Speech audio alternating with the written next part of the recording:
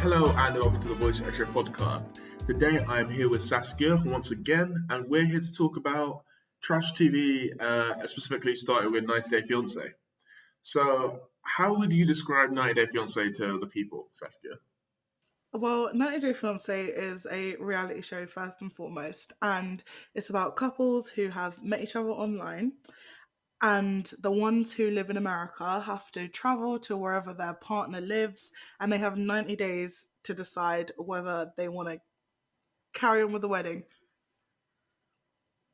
It's a lot more interesting than it sounds. Yeah, it's more chaotic than the premise suggests. Way more chaotic. It sounds like it's going to be, like a nice little romantic, 90 days with each other and then they're all going to live happily ever after, but it does not end that way for many of them. Yeah. So I this show tends to have like to cast people who fit into certain couples which fit into certain archetypes. So we've kind of split them up for you to kind of get an idea of the couples that are on the show. So the first one we've got is American middle-aged-ish man who's got a decent amount of money, who is looking for or has quote unquote gotten uh, usually poorer, young, like Southeast Asia women. That's like one brand, often from like the Philippines. Yeah. So yeah, the example of that from the most recent season is someone you've probably seen online, Big Ed and Rose. Rose is from the Philippines, and Ed is from like California, and he's about 50-ish, and he's got a decent amount of money. He's a photographer, and Yeah. he's looking for love, and met her on Facebook, Oh, how and sends her romantic. gifts all the time, and yeah. Ed is just so problematic for so many reasons. But yeah, him and Rose, he's the one who travels to the Philippines and he meets Rose for the first time and her family and he sees her village and where she's from and it was kind of a train wreck. Yeah, train wreck is a good description, but and like at various points he'd like ask her to like shape her legs Oh, the and like disrespect. yeah, and was like, oh your breath smells, and I was like, what is going on? The problem with Ed is like he's used to American women that he can't actually get because I don't think any self respecting woman would want to be with Ed in the first place. But he's just kind of putting all of those Western ideals onto Rose. He was really disrespectful about her village and her home and like where she was from and how she lived. And, whether she didn't have any money or not, he did not deserve to be with somebody like her.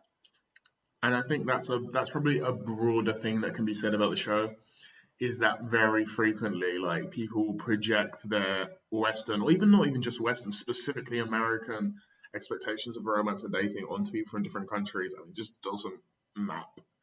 Mm-hmm. Um, and the one thing that I have to say about Ed before we move on to a different kind of archetype is that he literally slicks his hair back with mayonnaise. Take that as you will. You're joking. Um, Actual mayonnaise. did you not see this? This was I this did was a not thing that see they this. showed.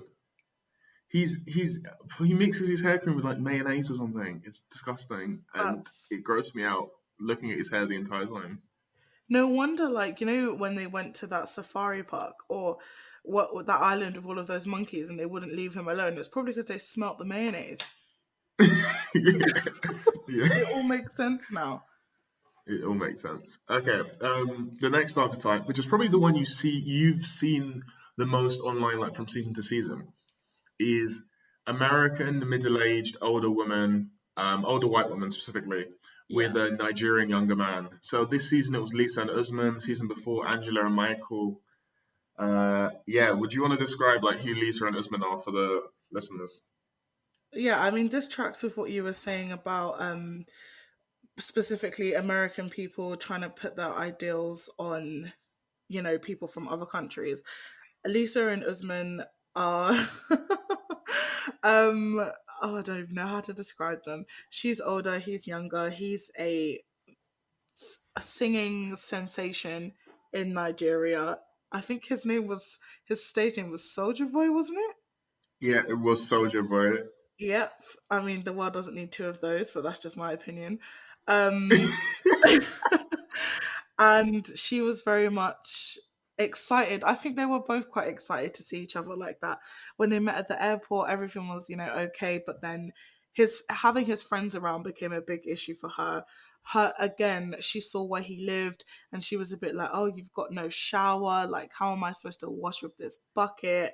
And a lot of it borderlines on like disrespect, but what a lot of people would just see as entertainment and not realize that it actually speaks to like the bigger issue of these kind of relationships. Yeah, and I think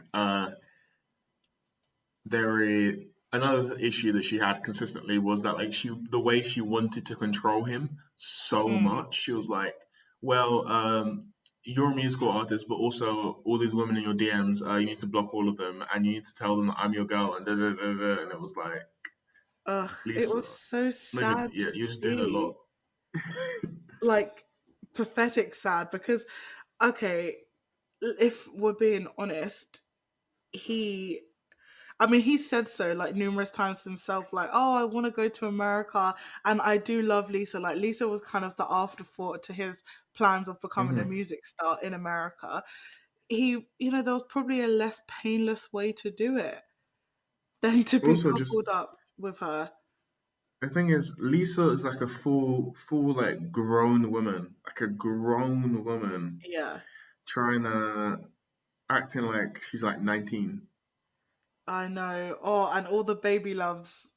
I couldn't every single time. Like their pet names for each other and just the way that she was behaving. Oh, let me search your phone. Like, come on. I mean, I don't know if she's been married before, but she's, at the age where she could have been married at least like 4 or 5 times. That you just need to grow up a little bit. Yeah, it was and just it's so sad. yeah, and I think a lot of the like couples where the American is older, it's very telling that like they just like, have you grown up? Are you an adult? Like, I and I think know. yeah. It's Also, like one specific thing, yeah. Sorry, go on. no, I was just gonna say it's like they're reliving their youth like through these people who are from other countries because they think, well, they know that they can get away with that and they wouldn't be able to if they were to be with somebody of like from where they're from themselves. Yeah, and a very like a specific thing with the American woman, Nigerian younger man dynamic is also the hypersexualization. Mm, Like the way these women jump on these boys, and you're like, what? You're grown. Why are you trying to move? Why are you jumping on him like you're a teenager? Because it's this specific thing of, oh yes, these are these wild Africans, and they have this, and clearly they're sexually virile, and it's like this weird hypersexualization which happens to Black Africans, but to Black people more broadly. mm. That is very weird to observe. And it's just that's a narrative that goes back like way way back then, and to still see it on like a show like this in 2020, like it's uncomfortable. It's really uncomfortable to see. Yeah, and it's kind of like played for laughs. We were like, mm. Ugh, I just, um, ugh, I just can't. that's a good way of putting it. Yeah, it's just ugh. There's Um, nothing, and in a way, you kind of feel a little bit sorry for Usman because I don't. Do you think he actually loved her? Because I go back and I don't forth. know. It's weird because he seems like the sort of person you could probably find an American Younger on women, his, yeah, yeah, like he's seems like a chill guy, and like I doesn't seem like he'd have a massive issue with finding someone even outside of being older or younger, just finding someone who's less of a pain. yeah, Like I don't understand his end goal. Like Michael, like so he's someone from a previous season who's also a Nigerian with an American woman, similar to he's called Angela, hmm, and like she very much his thing seems very much like, yeah, no, he doesn't have like the any other means to get to America, But like Usman seems like he does, which is why it's very weird that he's still in this like weird relationship thing with Lisa and insisting on getting married to her. But yeah, And even like the way he is, like his personality, he's got jokes, he's got like a little cheeky chappy kind of yeah, persona. I just don't really see why he chose her if it wasn't for something other than just maybe he genuinely did, you know. yeah, like It's very her to some weird. degree. It's weird. It is weird. Yeah. Another archetype we've got here is the rich older man on a dating site looking for a, or not just on a dating site, but often on like dating site and like not quite mail order bride things, looking for a young Eastern European woman. Ugh, David and Svetlana. David is the saddest man I've ever like seen on TV. He's just pathetic. And he's naive and it's like, an old fool kind of personality, but this obsession that he has with Eastern European women, maybe as a fetish or whatever. And it's not even just like he's one guy who's looking for an Eastern European woman to make his wife. He had a friend who even like had an Eastern European Yeah. woman as a wife. It's like this weird little white man cult of pervs. It seems like it's a group of like very rich people who are like, well, I want my wife who looks nice and Aryan on my arm. It's very weird. And I mean, you say rich and stuff, but what was his plan for them to sell the house and to travel around America in a bloody RV? Yeah, but it's like a bougie RV. It's like a very bougie RV. Yeah, I know, but it's still, like going toilet on the road. It's just all very odd.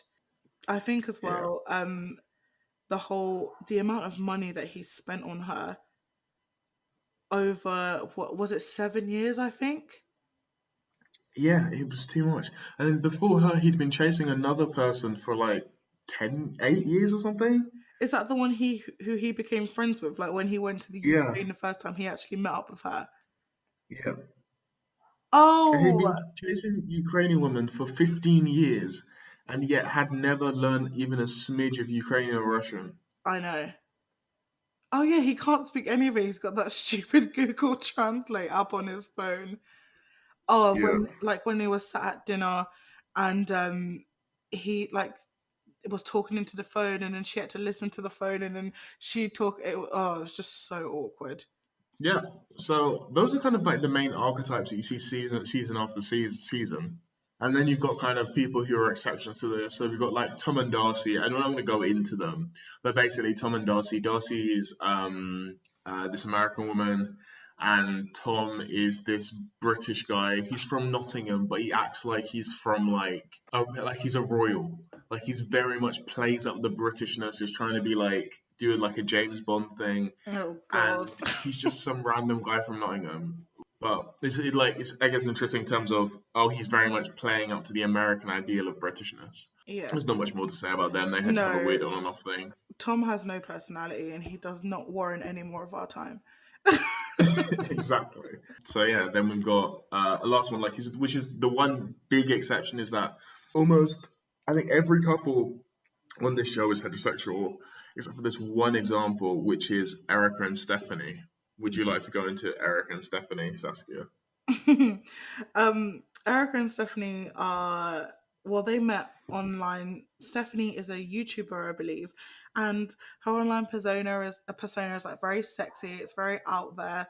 And then when she went to Australia to see Stephanie, even though she has, oh my god, a plastic anemia, which she never shut up about. She has this illness where she's like she can't basically be around germs and she has to be very careful about flying. And I'm sympathetic to people with that illness because it does sound like a massive inconvenience to their life, but I just don't like Stephanie, so whatever.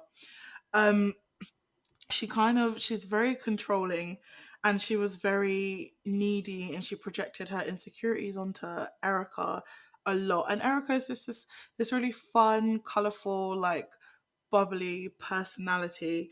and I just think she deserved better than what Stephanie was kind of offering. Yeah, definitely. And I think there was a whole thing from Stephanie where it was like, what do you actually want? It was she just seemed like a very confusing person and a very controlling and almost I wouldn't say abusive, but kind of almost abusive person. And you're like, Erica is just so chill. Erica is just vibing with her statement earrings and her like very aggressively bright clothing, and like Stephanie just was there to make her miserable. You know, it's interesting, like when you say abusive, because you know you get those people in a relationship who they won't like physically hit you or anything, but they'll kind of get really drunk and be abusive and say things that's going to put you down and kind of like pick at every little thing that you do. That's kind of how I Yeah. see Stephanie. That kind of Yeah, more she emotional abuse. yeah, that is definitely her kind of vibe. Yeah. It's not great. It's yeah. I mean, she did break a plate in one episode, Oh, so she did like throw a it was even I think it was even in a hotel room. She like threw a pot or a plate or something onto the floor yeah, and stormed off, and it was like, why? exactly. Um And then she just left Erica like in tears.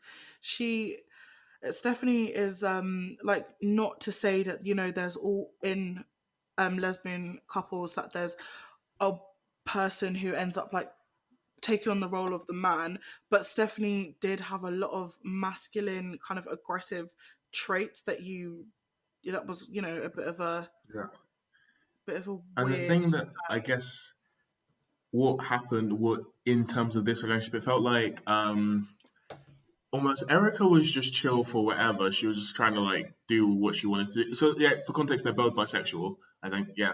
And Erica was just kind of doing what she wanted to do and just like wanted to have like a chill, nice relationship. And then Stephanie came in like trying to be like, I'm going to be this archetypal version of what a man is.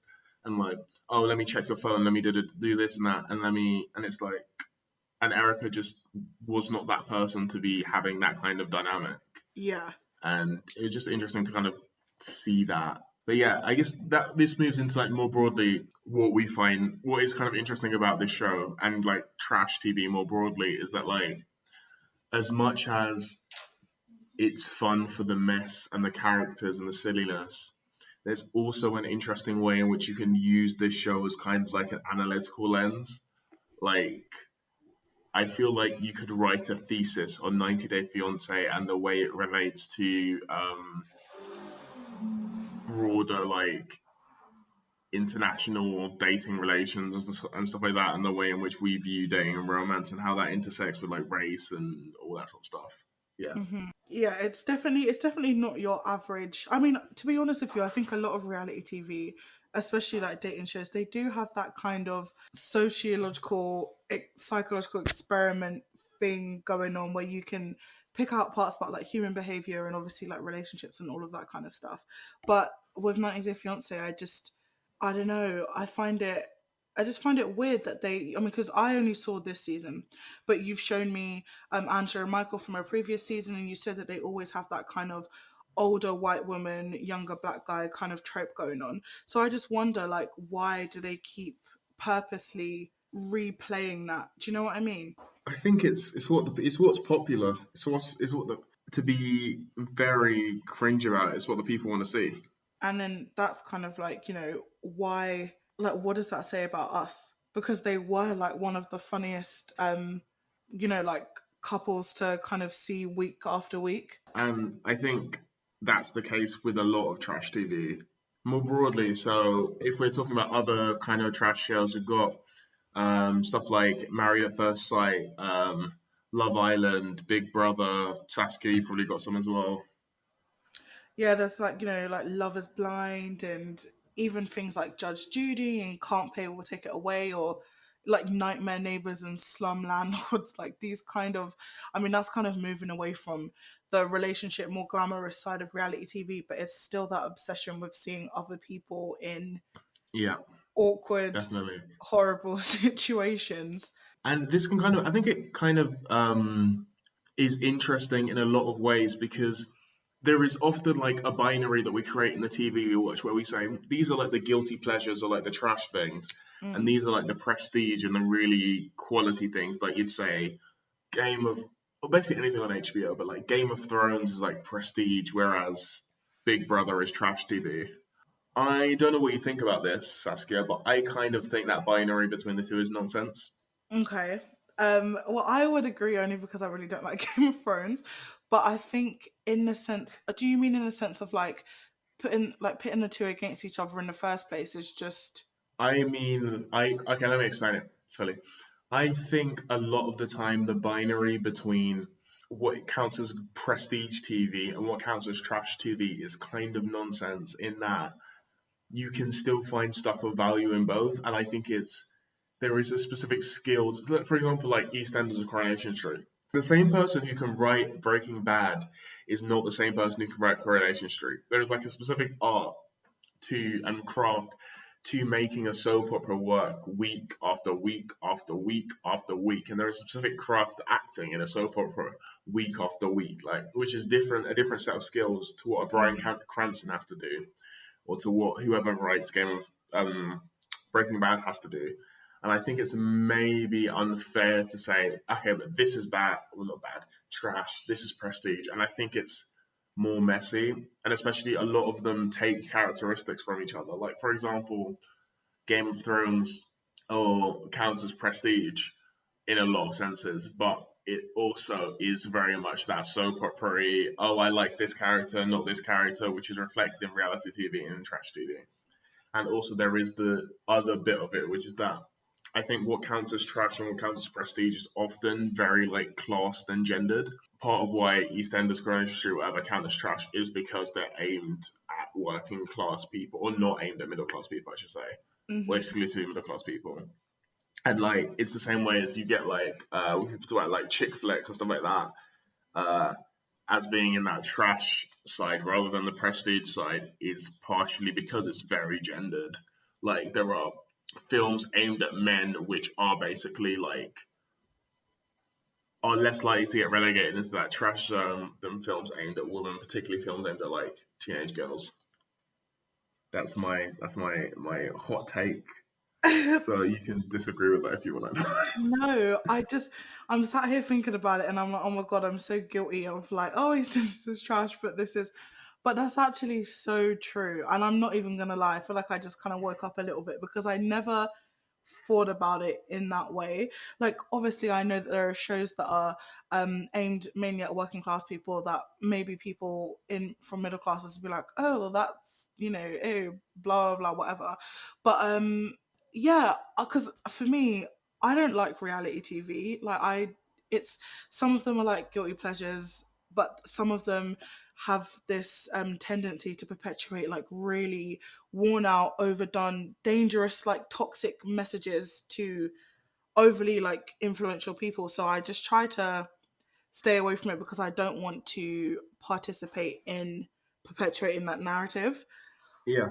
But on the other hand, you're right. The same person who wrote Breaking Bad could not have written EastEnders, and there is an art in. I mean, EastEnders has been going on for what 100 years, maybe not, but I think it's like 36 years or something at this point. it feels like it's been going on since the dawn of time. And it's, they still have people who are so excited to run home every Friday at 8 o'clock and be like, oh my God, did you see what happened to, I can't name a character because it's been that long since I've watched it, but, Phil, let's say Phil. Phil's an easy Phil, one. oh, I thought he died. Why did he come back? I know that's the difference. Let's not get sidetracked. Um, but yeah, I kind of feel bad now for all of the shows that just kind of badmouth all the time. Um, but No, I can. They can still be bad. They can. This is my other thing as well. When you the problem for me personally, when you break things into prestige and trash, is that you then let the trash shows off the hook for when they do bad things. So no, okay. do you get what I mean? Because you go, oh, this is trash, so therefore I cannot analyze this. Mm, Like, it's a thing I'm guilty of saying. Again, this thing we talked about on the podcast before with Riverdale is a thing I've done before, and a lot of people do. Is this show is trash, therefore I don't have to assess the ways that this show is racist. If you just relegate something to trash, what that means that you go, oh right, this isn't worth analyzing. So you therefore allow it to get away with stuff. So like actually we will this kind of links us on to another thing we were gonna talk about anyway, is terms of like the bad parts of reality of this trash TV and reality TV, and you'll talk about how it like perpetuates stuff. And I Mm, think one of the big things with this, between about 2010 and like 2016 ish, mm, maybe a bit later than that, but there was this whole big, very popular genre of show of like reality TV in the UK specifically, of basically benefit frauds, or like they circulate around hysteria around benefit sheets. So it's yeah. like can't pay will take it away, benefit street, all that kind of stuff, which basically ensure, even sometimes it does it through like a nice lens, but basically demonize people on benefits, Hmm. and like ignored the fact that whilst there are some people who falsely claim benefits, there are far more people who don't claim benefits who should be able to. And like it just contributes to that whole like specific era of, oh, we're justifying austerity because clearly all these people are cheating and lying, when that was mostly not the case. Exactly. It's like it's just a way for them to almost silence the ones who are on benefits and stuff because they genuinely need it. They always, I mean, I remember seeing one ages ago and it was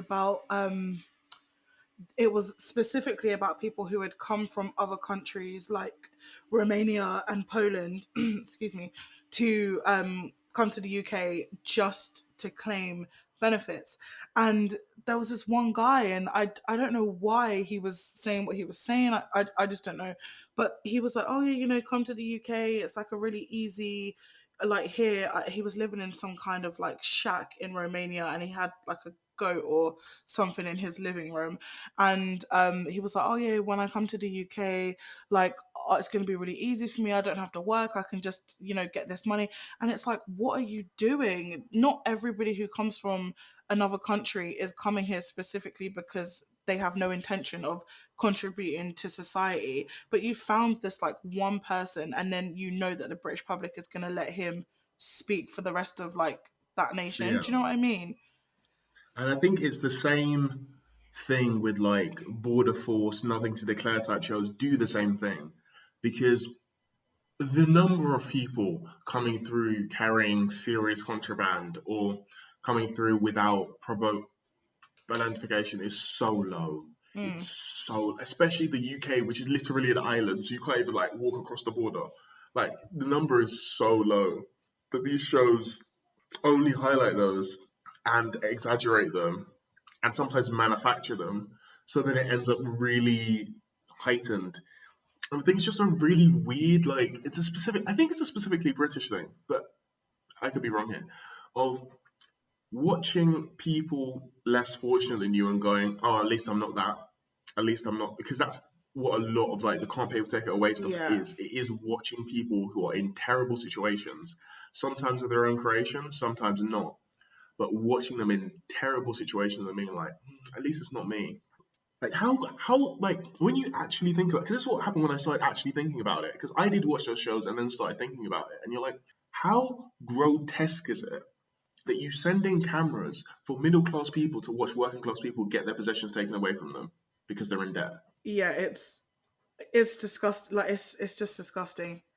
If you don't even, I don't think you even have to think on it that hard. I mean, if you come from a place of just non sadistic kind of thinking, the whole show is grotesque. It's like, and it's catching them at their worst possible moment in their life, just so that somebody else, like you said, can be like, oh, at least it's not me, or can maybe pity them in a way, and or just sometimes probably not.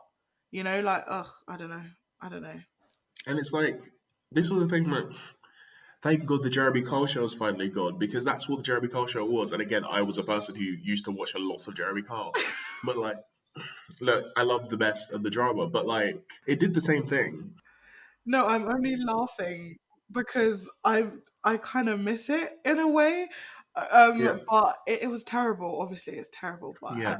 yeah, because it did like that's the problem. You kind of get into it because you're like, oh, I love the drama, but you disconnect that from the reality of the people, Yeah, which is that it basically targeted a bunch of mentally ill, working class, usually northern people, yeah. and put them on display, and then didn't even give them the relevant aftercare. Do you think the fact that those people on Jeremy Kyle's show were like mainly northern was like by design? Because you know like how northern and southern Well, people, you know. generally speaking, like statistically, there are more working class people in the north, and there is a reason why that studio is set up in the north. Like Yeah, their studio wasn't in the south, and most TV studios are in the south. Like there's a reason for it, I think at least. that's so bad. Yeah, and it's like also I think the important thing is like there are shows. It doesn't have to be this way. Like for example, me, I personally love like Four in a Bed and Come Down with Me. Oh yeah, Because same. Four in a Bed is you get to watch extremely petty people just be passive aggressive to each other for an hour and a half. Sometimes they're not even passive about it. Sometimes they're just outright, you're a, you know, it's so fun It's to just watch. very fun to watch them just because it's not because at the end of the day they're all going to be fine by the end. It's not like any of them is going to go have like a massive mental health crisis afterwards. It's just them being petty Yeah, and passive aggressive for like and it's just very fun to watch. it is. And Come Down With Me as well.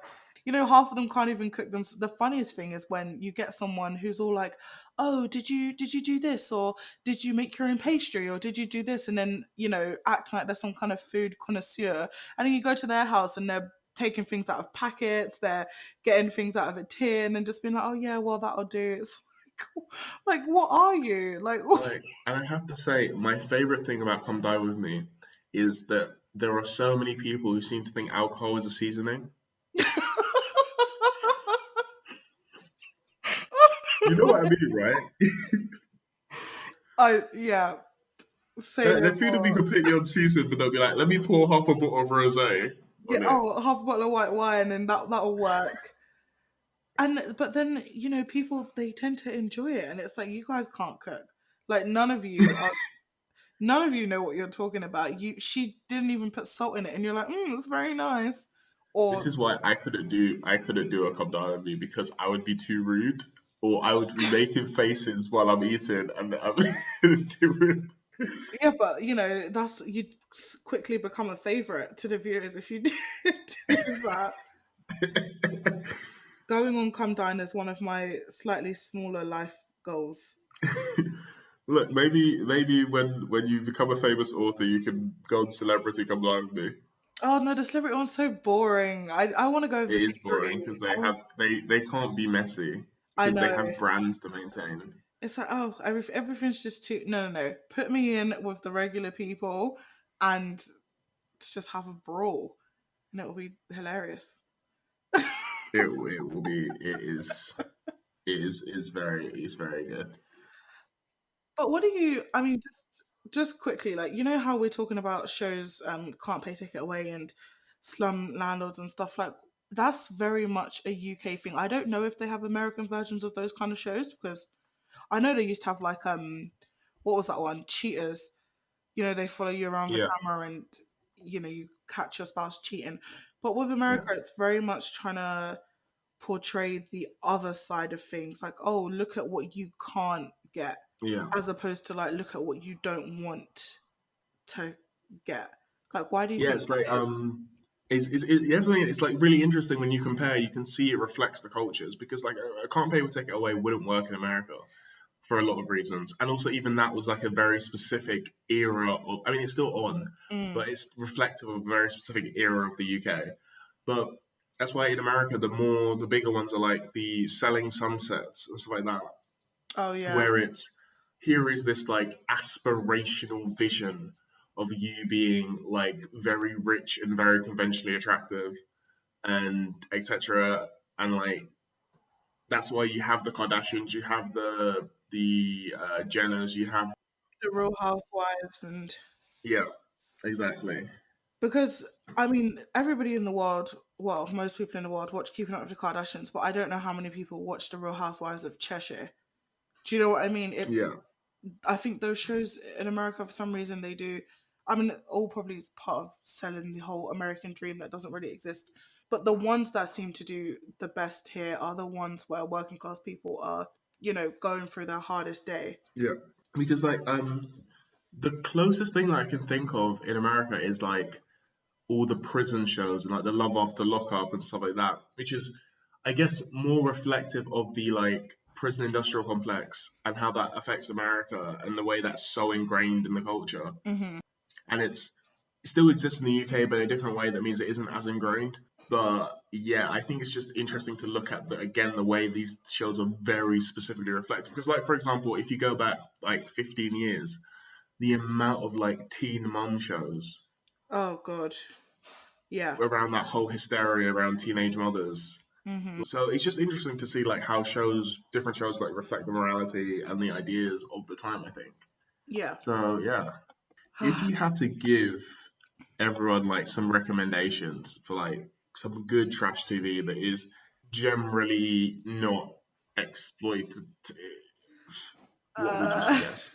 is there such a The show? non-exploitative thing is hard because a lot of them are. Yeah, a lot of them are. And I think even talking about Love After Lockup and the prison kind of documentaries and reality TV in America, it kind of shows you like who's in the firing line. Yeah, Um, oh God. Well, the one reality TV show that I did love, and I don't know if there was an issue with it, I wasn't paying attention because I was just so like engrossed in it. But that was Love Is Blind. I think the big conversation surrounding that was how Cameron and Lauren are still together, and she's a dark skinned black woman and he is a white guy, and everyone just kind of lost themselves over how happy they were for the two of them. yeah, But apart from that, it was just really fun to watch. It was crazy. It was just like really interesting to watch, and there was all these big bitchy characters, and a lot of yeah. arguing. But otherwise, I just tell everybody to go watch Four in a Bed. Go watch Come Down with Me. They're like, Honestly, yeah, that's that. Those are my ones that I would say because those ones you're like, those are the great ones because it's low stakes. It's not like we're doing are you gonna get $1 million or it's very chill. It's low stakes. No one's gonna get hurt really, except maybe someone will have their feelings hurt. And like, but yeah, like, you know what I mean? Because like, there's a difference between someone's gonna get their feelings hurt and this person is literally going to have a nervous breakdown because of the way they've been portrayed on TV. yeah. And let's not forget shows like Love Island, the amount of people who have killed themselves who have been affiliated with that show and it's still going is Yeah, disgusting. I mean, I've read so many articles where they're like, "Oh, they give you a psych evaluation before you go in and then they give you one afterwards, or they're supposed to give you one afterwards, but that kind of just drops off and doesn't really get to happen." um Low stakes is so important. I think if you're going to watch a reality TV show, don't watch one where you making it a phenomenon is going to throw these previously regular people into a weird kind of stardom that they were never prepared for. I they're the kind of ones that I stay away from. yeah. I think there is like a general problem with a lot of these shows in that they don't do aftercare properly. Like they're just Yeah, like, oh, we've used you for the show now. Go live your life. And it's like, people, you need to actually prepare these people and like actually exactly. support them. Go live your life the way that it's going to be now because we've messed it up for you by the way we decided to frame your personality. Like, go live that life that Yeah, we've just, created for you. And it's really sad. I mean, one suicide should have been enough for that show to have been cancelled. But yet, there's yeah. Or been, at the very least, for them to drastically reshape the way that they do their show.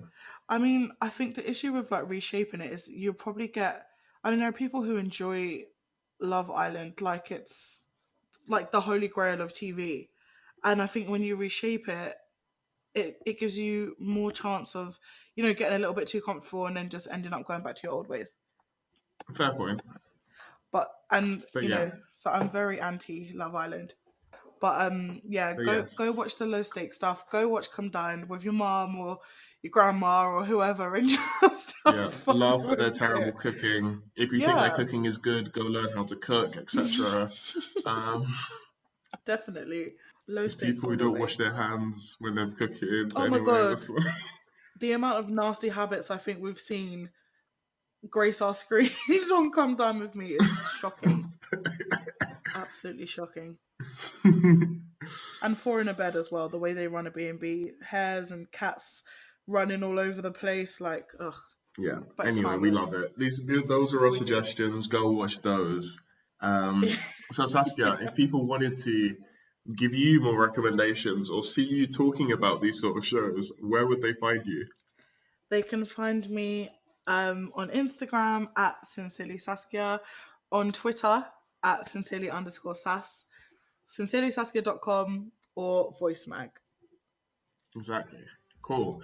And so today's episode was made possible by Voice Magazine, an online platform for young people interested in art and culture.